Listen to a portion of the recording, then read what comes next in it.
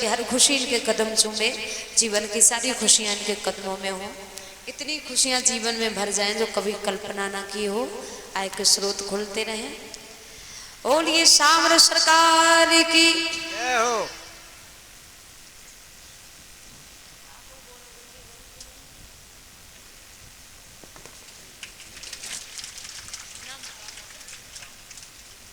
और रामपाल भैया जी मुद्राओं का हार पहनाते हैं। व्यासपीठ की तरफ से बहुत बहुत आशीर्वाद। जीवन के हर खुशी इनके कदम चूमे, जीवन की सारी खुशियां इनके कदमों में हो। इतनी खुशियां भर जाएं जीवन में जो कभी कल्पना ना की हो। और 51 मुद्राएं भी भेंट कर रहे हैं। बहुत बहुत आशीर्वाद।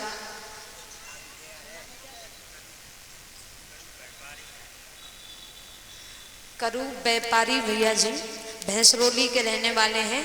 101 मुद्राएं भेंट कर रहे हैं। बहुत बहुत आशीर्वाद। जीवन भविष्य इनका उज्जवल हो, आय के स्रोत खुलते रहे, जीवन की हर खुशी इनके कदम चूमे। बोलिए सामने सरकार की जय हो।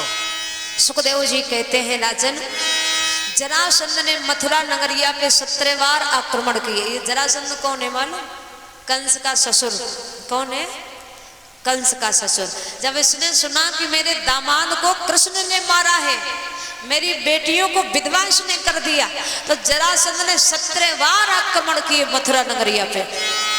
18वीं बार काले वन आता है। भगवान कन्हैया ने मथुरा वालों को सीधे द्वारिका पहुंचाया है। समुद्र में 100 योजन की द्वारिका है, उसी द्वारिका में भगवान ने सीधे पहुंचा दिया है मथुरा वालों। अब मथुरा वाले जागे, जाग के देखा, अरे हम कहाँ आ गए? स्वर्ग में आ गए या स्वर्ग हमारे पास आ गया? ये जो द्वारिका है इसका नाम द्वारिका क्यों पड़ा? ये द्वारिका आखिर थी किसकी? एक राजा थे अनर्त। अनर्त के पिताजी ने कहा संपूर्ण पृथ्वी का राजा मैं हूं। अनर्त ने कहा पिताजी आप गलत बोल रहे हैं, संपूर्ण पृथ्वी के राजा तो कन्हैया है। पिताजी ने श्राप दे दिया, मेरा बेटा होके मेरा विरोध कर रहा है, मैं तुझे श्राप देता हूं, अगर पृथ्वी पे रहेगा तो तेरी मृत्यु हो जाएगी। तो अनर्त भागते भागते समुद्र में पहुंचे, तपस्या की, विष्णु भगवान प्रसन्न हो गए। भक्त क्यों तूने समुद्र में क्यों तपस्या की, पृथ्वी पे जाके करते? अनर्त ने कहा प्रभु अगर मैं पृथ्वी पे जाऊंगा तो मेरी मृत्यु हो जाएगी, इसलिए मैं जा नहीं सकता। तो विष्णु भगवान ने बैकुंठ धाम का 1/4 हिस्सा मंगा के समुद्र में रखा है। सुंदर महल बनाया है राजा अनर्त के लिए। अब वो जो महल रखा है समुद्र में, समुद्र की कोई था नहीं, नगर नीचे जाने लगा, तो भगवान ने अपना सुदर्शन चक्र उसी नगर के नीचे लगा दिया। सुदर्शन चक्र के ऊपर वो नगर बसाया है। अब अनर्त जी उसी नगर में दरवाजा ढूंढ रहे हैं, क्योंकि घूम रहा था ना नगर, सुदर्शन चक्र के ऊपर था, तो नगर घूम रहा था, गेट मिल नहीं रहा था, तो वो चिल्ला रहे थे द्वारका द्वारका, सो नाम पड़ गया इसका द्वारका। द्वार ढूंढ रहे थे, इसीलिए इसका नाम पड़ा है द्वारका। और ये द्वारिका राजा अनर्त के लिए बनाई गई है, ये कन्हैया की नहीं है। अब कन्हैया को मिली कैसे है?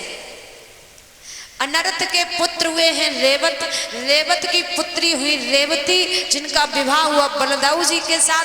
बलदाऊ जी को यही द्वारिका दहेज में मिली थी, और बलदाऊ जी ने, रेवती जी ने जब कृष्ण और रुक्मिणी का कन्यादान किया था तो यही द्वारिका दहेज में दी थी कृष्ण रुक्मिणी को। इस प्रकार से कन्हैया के पास पहुंची है ये द्वारिका।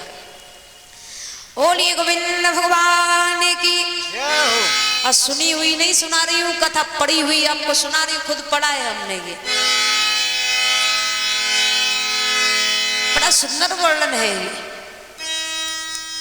श्री सुखदेव जी कहते हैं, हे उत्तरानंदन परीक्षित, भगवान कन्हैया का प्रथम विवाह माता रुक्मिणी जी के साथ होता है। और जो रुक्मिणी जी हैं वो लक्ष्मी अवतार है, सीता अवतार है। देखिए लक्ष्मी कई प्रकार की होती है, लक्ष्मी, महालक्ष्मी, अलक्ष्मी।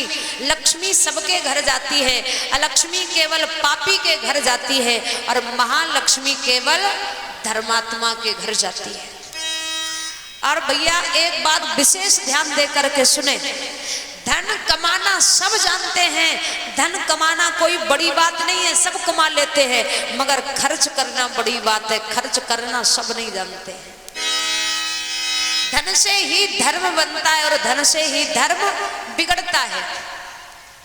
आगे वाले भैया, कमेटी वाले भैया, कथा में भी रहो, कथा में हो, कहां पे चल रही कथा है? मूंगफली नराय रे बैठे बैठे का। होली गोविंद भगवान की जय हो। हमारे अजब सिंह भैया की मूंगफली में पानी लगवे को है, सो कह रहे सरिता जी की कथा समापन हो, हम तभी पानी लगाए।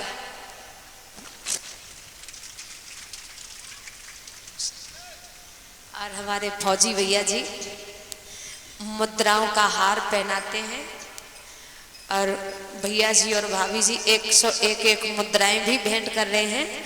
व्यासपीठ की तरफ से बहुत बहुत आशीर्वाद। और हमारे फौजी भैया जी वस्त्रों से तो आपको गृहस्थी लग रहे हैं, मगर दिल से संत भी हैं। हाँ, बहुत मन से भजन करते हैं, गंगा जी पे जाते हैं तो एक महात्मा की तरह जीवन जीते हैं। और ये तो हमारे बांके बिहारी की कृपा है भैया जी पर, जो ऐसा सुंदर इनका भाव बन गया। घर परिवार छोड़ के थोड़ा बहुत गंगा मैया पे समय देते हैं भजन करने के लिए। और हमारे फौजी भैया की बिटिया का भी एक बड़ा सुंदर भाव बन गया। बिटिया हमसे बोल रही थी, दीदी हमें गुरु मंत्र जरूर दे दो, आपसे गुरु मंत्र हमें चाहिए। तो बड़ा सुंदर, जब हमारे गोविंद की कृपा होती है तभी हम कभी भगवान की ओर मुड़ पाते हैं, नहीं तो चाह करके भी कोई ना कोई उलझन आ जाती जीवन में, जो हम भगवान की ओर नहीं मुड़ पाते। तो ये गोविंद की कृपा ही है।